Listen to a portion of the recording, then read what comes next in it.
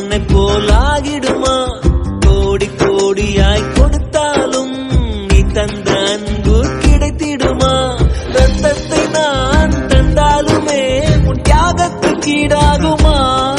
நான் பட்ட கடன் தீர்ப்பேன் என்றால் ஒரு ஜன்மம் போதாதம்மா.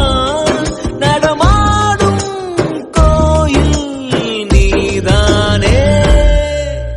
100 சாமிகள் இருந்தாலும் அம்மா உன்னை போல